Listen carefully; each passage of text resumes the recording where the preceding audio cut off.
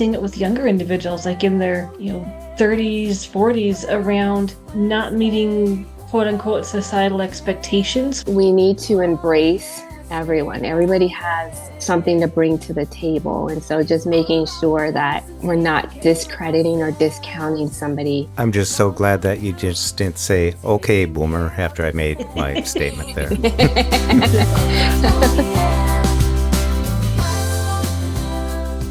Welcome back to Wellness Wednesday. My name is Beth Gustin, licensed professional counselor here in Colorado, with not only the wonderful Robin Ennis and LCSW here in Colorado, but we're also very fortunate to be joined by the amazing Jeff Thompson with blind abilities. And we sort of nicely, strongly encouraged him to join our podcast today, not only because he obviously hosts it and everything, but because he brought up a really good topic when we were not recording. And we thought it would be a very fitting topic for one of our episodes. And the topic is anxiety. And we've discussed anxiety before, but we are specifically talking about anxiety and aging, I guess is maybe the best way to explain this, and the challenges with anxiety that aging can present. It's a great topic to talk about, especially because on my caseload, I've noticed that I've been discussing it a lot with my clients, especially those who are in their 50s and 60s and even 70s. I think as we get older, that notion of, okay, what does aging look like for me? And in trying to come to terms with the old self, whether it's their old self mentally and physically or both, compared to who they are now. And that can be a big adjustment, that level of transition and trying to figure out what their future holds. I agree with that. I'm seeing that as well. And I'm also seeing it with younger individuals, like in their, 30s, 40s, around not meeting quote unquote societal expectations with the age that they are. For example, not married, not having children, not being established in a solid long-term career. And there's anxiety from that side of the spectrum too, around who are they and how are they going to fit in, and how do they embrace who they are, which may not match societal expectations through the lifespan. Right. And I think that as a society, we tend to put people in boxes, and I think that level of expectation, as you said, it can be a lot to deal with, and it can cause people to feel less than if they feel like they're not in the scope of where they should be. I know for me personally, it was always the nines that were the hardest for me. 29, 39. It was, again, like you mentioned, Beth, is wow, in certain areas, I feel like I'm not where I should be. It really does go back to, okay, well, but it's your life, right? We all are individuals and nobody defines where we should be. There can be good goals or placeholders to try and look out to where you want to go or achieve, but it's not set in stone. And I think that a lot of people, including myself, tend to forget that.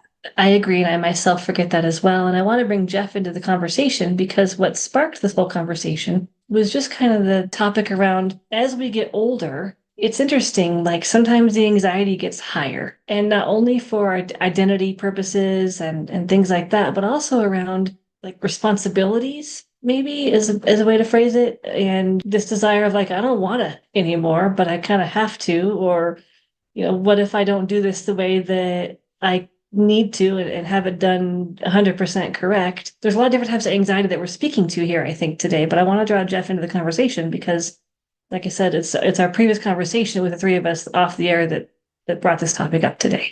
Thanks for inviting me in here. I'm glad to be on the show. I listen to it all the time.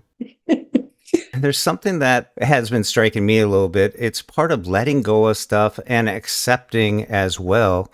I think one of the things that just happened across the political world, we had the Biden, the age, it really came to light that someone younger. And I think whether you follow that or not, stuff like that sinks into you, just like the 29, 39, and myself, 49, 59, that type of things. They do hit you now and then. There's subtle reminders along the way. But like work around the house, the maintenance or the routine, upgrading the house and these projects and stuff. And I'm starting to not want to do them as much. And part of me is that was part of my identity. Just like someone in a retirement spot, they are the control manager or whatever position they hold. And time ticks on and we all keep moving. It's kind of a question of mortality, and leaving a legacy of what we want to do. And you get caught up in this whirlwind of all those ideas. And I think I titled it Anxiety to me.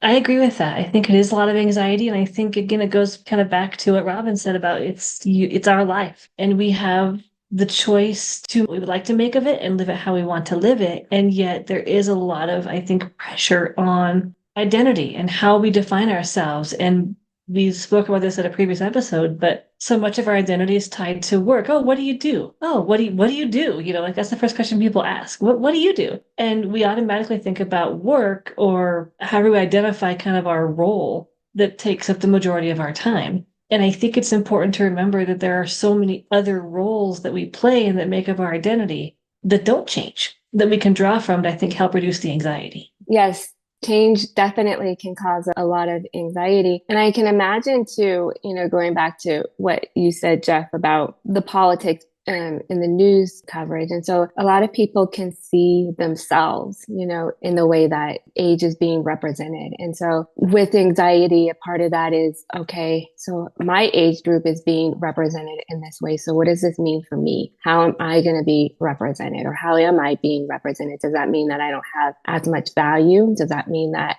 I'm not going to have as much of a voice within society? And so from my standpoint, I think that it's always a balance. We can, in terms of age and ageism, is that we need to embrace everyone. Everybody has something to bring to the table. And so just making sure that we're not discrediting or discounting somebody, whether it's their age or ability status, gender, whatever it may be, making sure that we're listening and embracing everyone.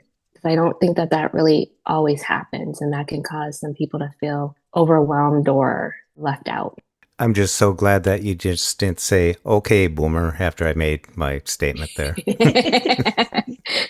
I thought that was really cute when I first heard, okay, boomer. Okay, boomer. That's a younger generation, kind of like, yeah. Like giving you but you grow with it, you adjust to it. And I think that's part of growing, is accepting that timeline that we're all faced with, 0 to whatever. And sometimes it hits you, and there's certain, like you mentioned, those nines in the decade. Mm-hmm. As you head towards retirement too, a lot of people probably go through that, whether you're blind, visually impaired. But I think with blindness and visual impairment, this is something that has nothing to do with that, I don't think, really. I agree. I think it's a separate challenge that we all get to experience as we age. And I agree the nines are hard. I didn't and don't like the nines. But I think as we retire, it's our identity, it's anxiety of how am I going to spend my time now? How am I going to stay valuable? How am I going to matter? And to whom am I going to matter?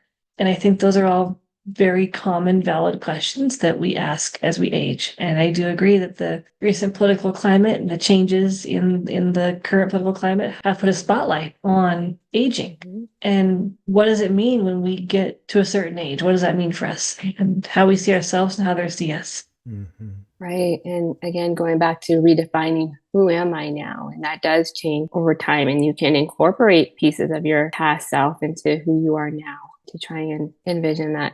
That's why, I've mentioned this a few times. That's why I really like the identity circle, just really going back to that and saying, okay, what pieces of my identity do I have now? And how much do they impact how I view myself and view other people? And again, that will change, but it can help give a better idea of where you are now and where you want to go. So I really like the identity circle to help kind of level that anxiety a bit, decrease that anxiety. I have in my garage, Jeff's Egotistical Fantastical Fortress, I call it. I have a bag out there with my hockey gear in it. And a couple years ago, I played, 3 different seasons with blind hockey. I was even invited to try out 3 times. We had the pandemic going on with the U.S. blind hockey team. And that was neat. But there were so many younger people showing up. I didn't have a longevity future where they had a future way ahead of them. It was just kind of interesting. But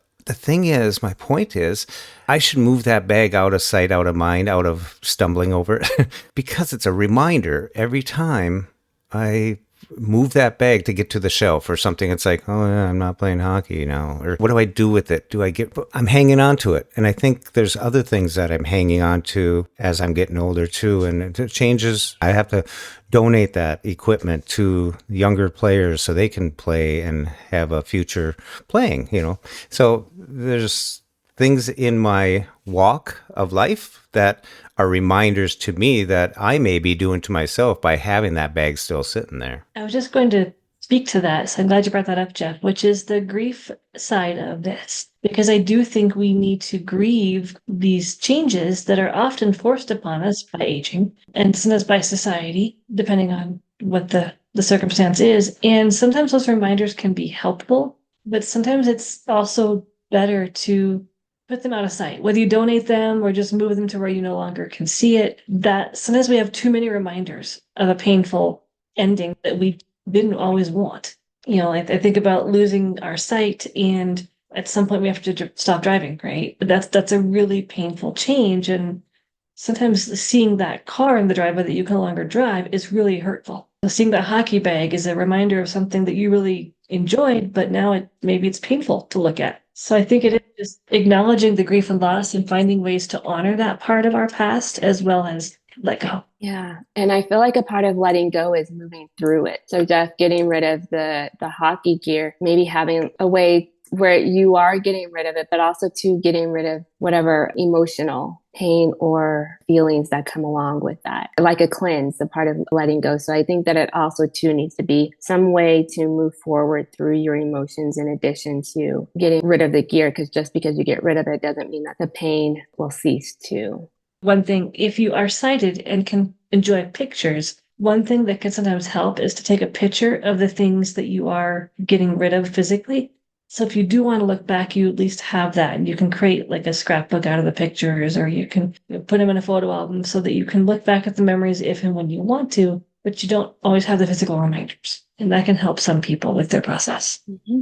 Yeah. Or even like Jeff, if you have like a hockey puck, putting it in, it may stick out a bit, but a photo album or something like that where it's out of sight, out of mind, but you still have that to like Beth was talking about in terms of pictures.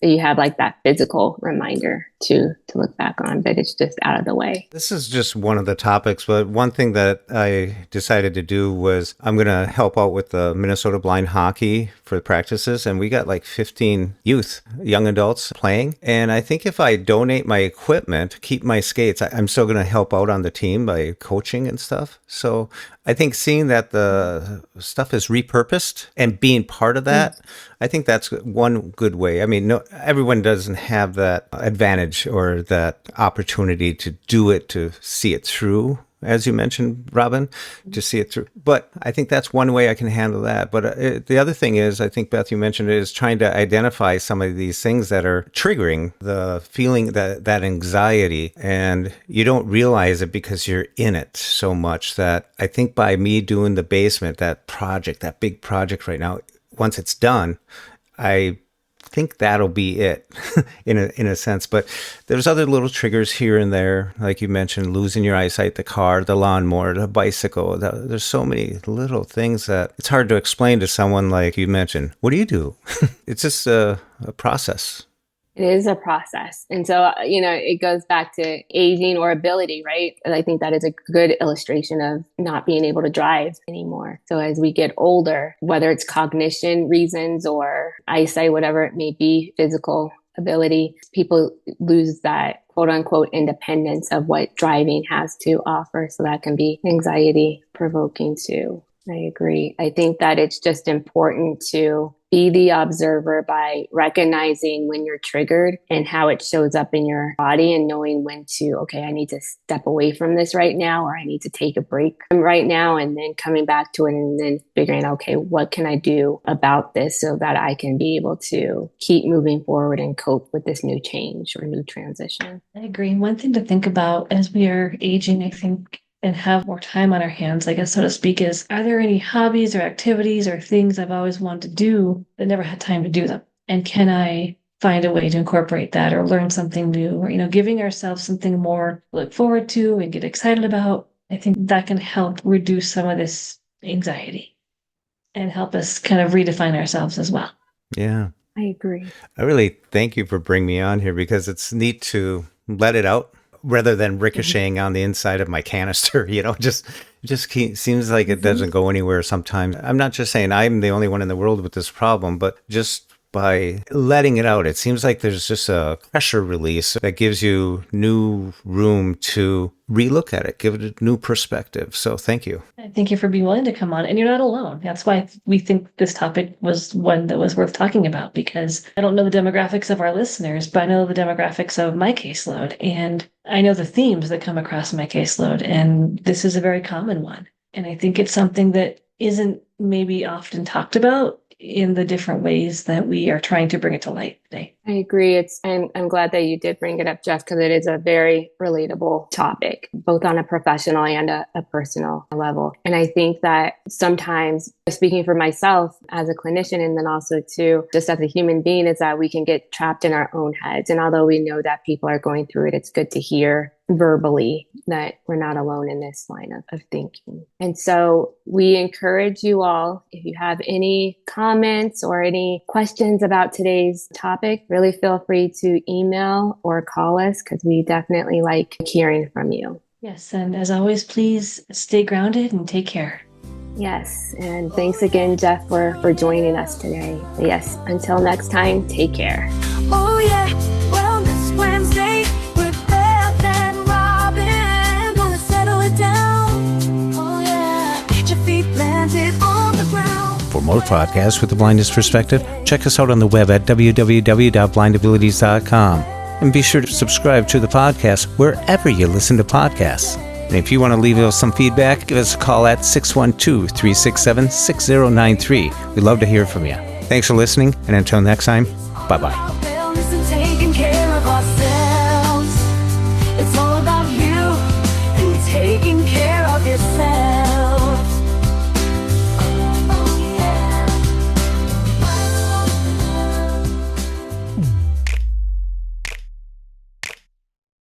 When we share what we see through each other's eyes, we can then begin to bridge the gap between the limited expectations and the realities of blind abilities.